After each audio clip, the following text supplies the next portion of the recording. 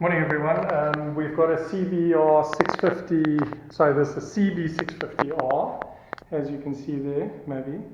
Yeah, CB650R, the naked version, in for a Village Flash and mods. This is a LAMS approved bike, so not expecting too much power to start with.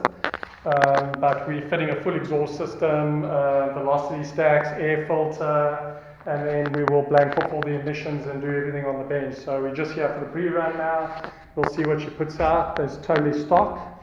So I'll show you the exhaust, the catalytic converters in. You can see that massive cat at the bottom. Yeah, very restricted exhaust system. So we'll do the run, see what she does, and then hopefully we can go in big on it. This is a 2023 model. So it's last year's model, brand new bike. You can still see on the tires, still got the new lines and everything, so not much riding done. See all still the lines. So yeah, we're going to do that, and then yeah.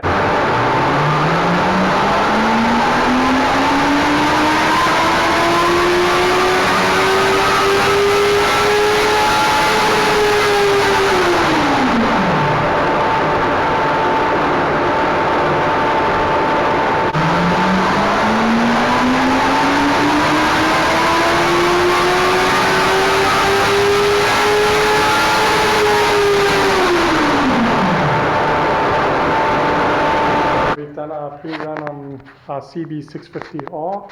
We can see, as expected, that the power is not very good. 36.09 and 45 Newton meter. So you can see it basically ramps up and then just falls flat on its head.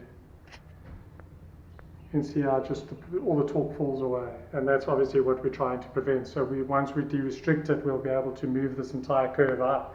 You can see it makes extremely linear power up to about 4,000 RPM and then just falls away. So that's no good. So that's what we're going to eliminate by opening up the exhaust and the intakes, get more air in there, fuel it up correctly, pump the ignition timing up, and then we can sort out this curve and make it a lot more enjoyable. I mean, that's like less than dirt bike horsepower there. So yeah, and the torque is pitiful. You can kind of see it just ramps up and shuts down. That's the end of that. So we'll see what restrictions are in there once we get our bin file loaded. But for now, we're going to fit the exhaust and the stacks and do all the other work. Okay, so we've got our bike off the dyno. We got on the bench. We're going to start removing the exhaust and stripping it down. We've got our KMN air filter. We've got our favorite KSPP high flow velocity stacks. See, CB650 or CBR650 are the same. So these will replace the LAMS velocity stacks, which I'll show you later. These are really good kits, very impressive. Also dual stage. You can see dual stage means that there's two inlets so that it gives a good power curve all around, you know. And then we've got our full aquapovic system here, which I'll pull out. Okay, so here's our exhaust system. You can see nice free flow exhaust. Goes into a nice free flow canister. We're going to remove the DB killer out, obviously that's big restriction, but beautiful exhaust, well made. Let's get going on installing all our stuff.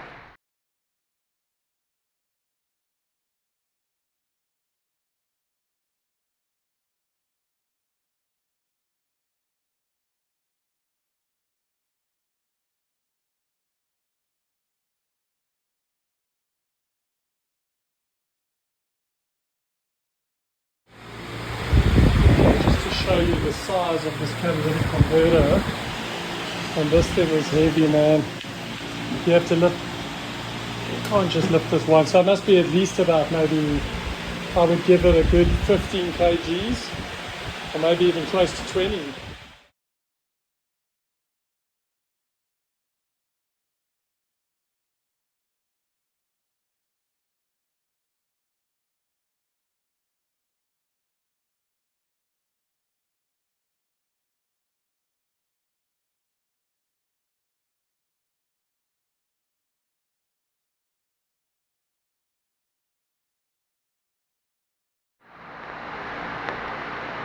Okay, so we're getting ready to change our velocity stacks now. We'll pop this airbox lid out. You can see these are the restricted velocity stacks here. So there's no throughway, and that's stock air filter. So we're going to get all this out and then I'll show you. Okay, so I've got these out. You can basically see like there is no airflow coming out of that.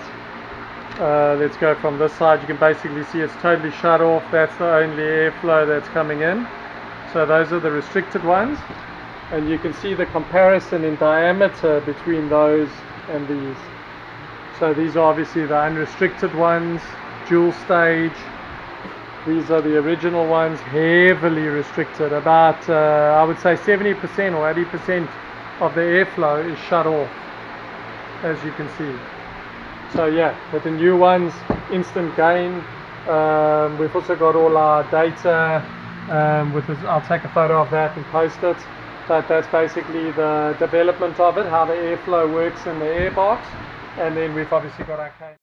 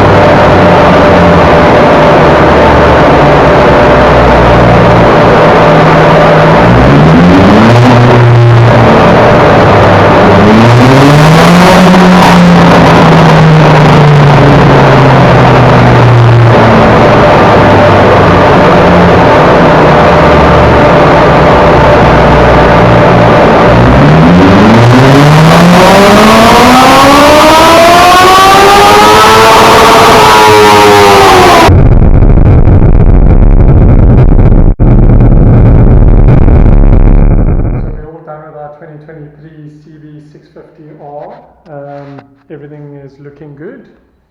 We have gained massive power. So obviously the velocity stacks, the exhaust, the air filter was changed. Let's take a look here. So we can see we've mapped up our fueling. So the blue one is the new fueling curve. You can see before was way rich on top, way lean on the bottom, and patchy. So it was obviously rich lean, rich lean. So that's all nice and smooth. Horsepower and torque have gone up exponentially. We've gained from the bottom to the top.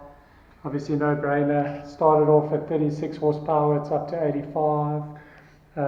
45 newton meter up to 60.